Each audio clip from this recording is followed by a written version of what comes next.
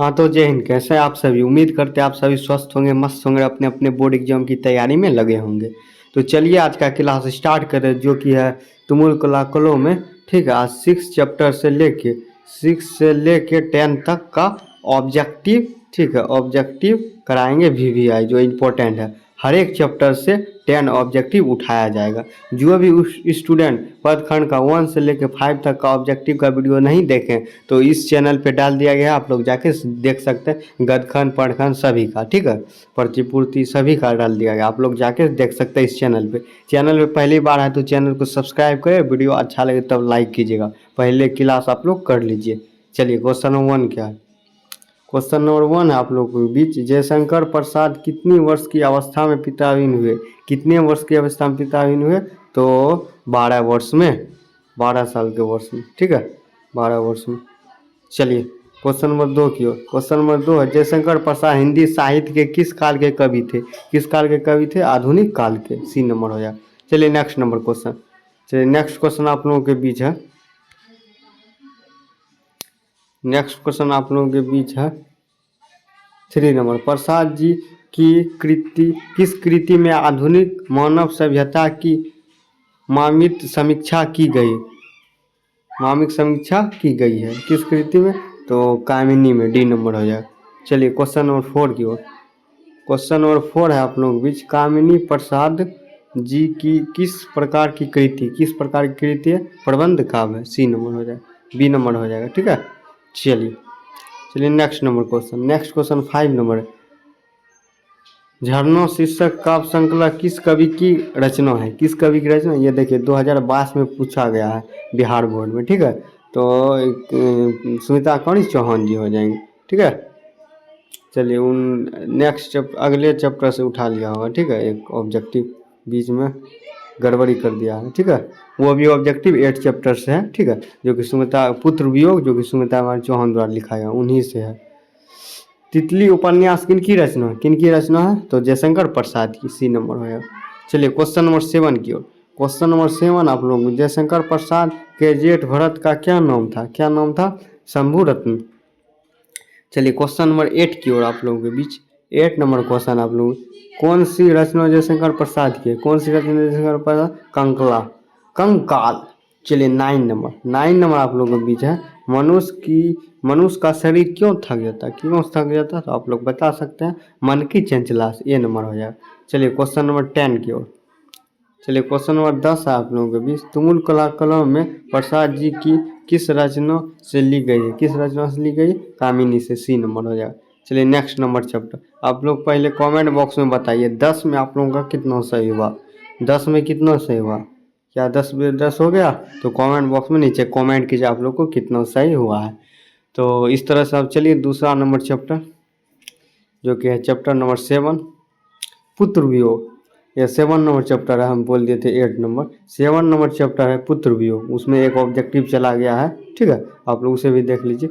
पुत्र वियोग chapter number 7। चलिए इसका लेखक कौन है? आप लोग कमेंट में बताइए। आप लोग को अभी कुछ देर पहले बताए हैं, आप लोग बताइए।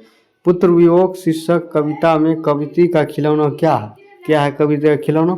उनका पुत्र। ये VVI क्वेश्चन है, जितना करा रहे हैं आप लोग ध्यान पर इस वीडियो को देखिए, 1 से 2 बार देखिए, ठीक है, तब समझ में आएगा। चलिए क्वेश्चन नंबर 2। क्वेश्चन नंबर 2 रहा, सुमित्रा कुमारी चौहान का निधन कैसे हुआ? कैसे निधन हुआ? कार दुर्घटना में। चलिए next number question. Next number question आप लोगों के बीच है। चलिए 3 नंबर क्वेश्चन। 3 नंबर क्वेश्चन आप लोगों के बीच है। वर्णों तक की पढ़ाई के बाद शिक्षा अधूरी छोड़कर कौन कविता असहयोग आंदोलन में थी? कौन कूद पड़ी? तो सुमित्रा कुमारी चौहान जी। डी नंबर हो जाएगा। चलिए next number question. Next question आप लोगों के 4 नंबर। सुमित्रा कुमारी चौहान का जीवन सुनो सुनो क्यों हो गया? क्यों हो गया? पुत्र के अमर निधन के कारण। सी नंबर हो जाएगा। चलिए नेक्स्ट नंबर। चलिए नेक्स्ट क्वेश्चन आप लोगों के बीच 5 नंबर। सुमित्रा कुमारी चौहान स्वयं को असहाय क्यों कहती? क्यों कहती है? पुत्र वियोग के कारण। चलिए नेक्स्ट नंबर क्वेश्चन। चलिए नेक्स्ट नंबर 6 नंबर चैप्टर है। 6 नंबर क्वेश्चन है, पुत्र वियोग कविता में कवित्री के किसके लिए पत्थर को देवता मानकर पूजा की? किसके लिए? पुत्र के लिए। डी नंबर हो जाएगा। चलिए 7 नंबर आप लोगों के बीच है। गुलाबों गुलामों का सिहाई किसकी रचना है? किसकी रचना? गुलाब का सिहार किसकी रचना है? तो ठाकुर रामनाथ सिंह की। चलिए क्वेश्चन नंबर 8 की ओर। चलिए 8 नंबर क्वेश्चन आप लोगों के बीच है। सुधाकारी चौहान के पति का नाम क्या है? क्या है? ठाकुर लक्ष्मण सिंह। ये नंबर हो जाए। चलिए क्वेश्चन नंबर 9 की ओर। क्वेश्चन नंबर 9 है बिखरे मोती क्या है? क्या है? कहानी संग्रह। चलिए नेक्स्ट नंबर क्वेश्चन। चलिए क्वेश्चन नंबर 10 सरोज स्मृति किसकी रचना? सरोज स्मृति किसकी रचना? किसकी? निराला की। बी नंबर हो जाए। चलिए आप लोग का 10 में कितना सही हुआ आप लोग कमेंट बॉक्स में बताइए। 10 में कितना सही हुआ कमेंट में। चलिए नेक्स्ट चैप्टर। नेक्स्ट है उषा। उषा के लेखक कौन है? लेखक कौन है कमेंट में बताइए। चलिए क्वेश्चन नंबर 1 है आप लोगों के बीच। इतने पास अपने शीर्षक श्रृंखला किस कवि की रचना द्वारा किस कवि के द्वारा लिखा गया? किस कवि के लिखा गया है? तो चलिए यहाँ पे है लास्ट में शमशेर बहादुर सिंह। चलिए क्वेश्चन नंबर 2। क्वेश्चन नंबर 2 है शमशेर बहादुर सिंह ने कौन सी कविता लिखी? कौन सी कविता लिखी? उषा। चलिए नेक्स्ट नंबर। चलिए नेक्स्ट नंबर आप लोगों के बीच है शमशेर बहादुर सिंह को हिंदी साहित्य में क्या कहा जाता है? क्या कहा जाता है? कवियों के कवि। चलिए नेक्स्ट नंबर क्वेश्चन। चलिए क्वेश्चन नंबर 4 कवियों के कवि किसे कहा जाता है? किसे कहा जाता है? शमशेर बहादुर सिंह को। चलिए नेक्स्ट नंबर क्वेश्चन। चलिए नेक्स्ट 5 नंबर आप लोगों के बीच है। 5 नंबर क्वेश्चन है शमशेर बहादुर सिंह को प्रतिनिधित कविता नामक काव्य कृति का संपादन किसने किया? किसने किया है? तो बताइएगा सर। इसका हो जाएगा डॉक्टर नवंबर सिंह ने। चलिए नेक्स्ट नंबर 6 नंबर है उषा। उषा का जादू कब टूटता है? कब टूटता है? सूर्योदय होने पर। चलिए नेक्स्ट नंबर। चलिए नेक्स्ट 7 नंबर आप लोगों के बीच है शमशेर बहादुर सिंह ने किस कोश का संपादन किया? किस कोश का? उर्दू हिंदी कोश का। चलिए नेक्स्ट नंबर। चलिए 8 नंबर है शमशेर बहादुर सिंह किस साहित्यकार के समकालीन है? किस साहित्यकार के समकालीन है?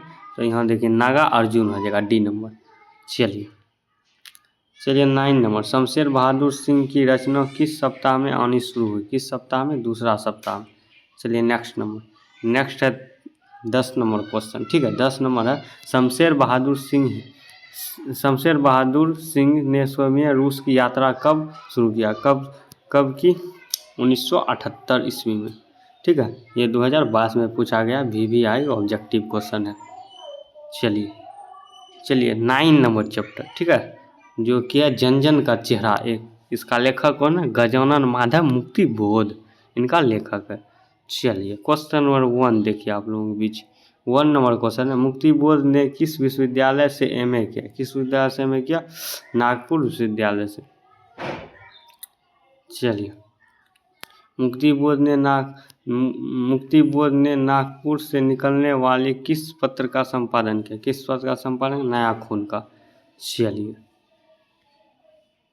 चलिए इस तरह से अगला क्वेश्चन आप लोगों के बीच है मुक्ति बोध ने दिग्विजय महाविद्यालय राजनांदगांव में प्रधान अध्यापक के पद पर कब काम करना प्रारंभ किया? कब किया? 1958 ईस्वी से। चलिए नेक्स्ट नंबर क्वेश्चन आप लोगों के 4 नंबर मुक्ति बोध ने नागपुर के प्रकाशन तथा सूचना विभाग में किस रूप में नौकरी की? किस रूप में नौकरी की? तो A नंबर पत्रकार के रूप में। चलिए 5 नंबर क्वेश्चन मुक्ति बोध निराला किस तरह के कवि? किस तरह के कवि? क्रांतिकारी कवि। चलिए 6 नंबर है मुक्ति बोध के कविता संग्रह का नाम क्या है? चांद का मुंह टेढ़ा। चलिए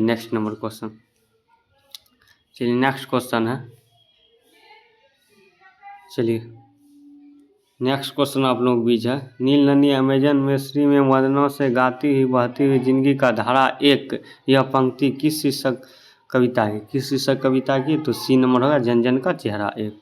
चलिए थोड़ा जूम कर देते हैं। ठीक है जो बड़ा क्वेश्चन है इसीलिए जूम आउट करना पड़ता है।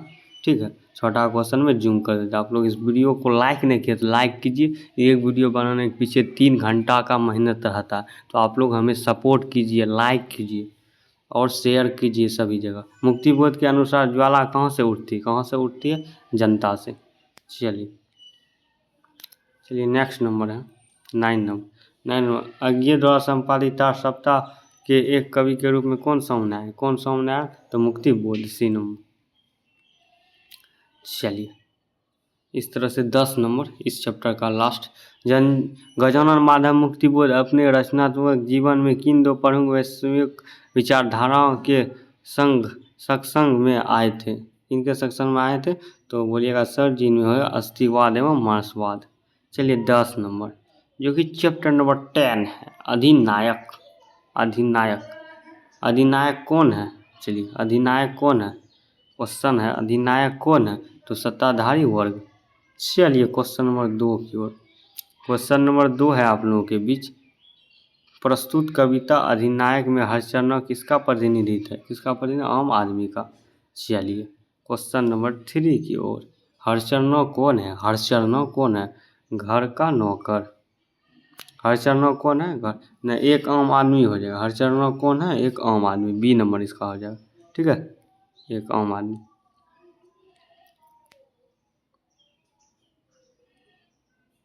चलिए अज्ञे द्वारा संपादित दूसरा सप्ताह में एक कवि के रूप में कौन सामने आए थे? कौन सामने आए थे? रघुवीर साय जी। चलिए नेक्स्ट नंबर।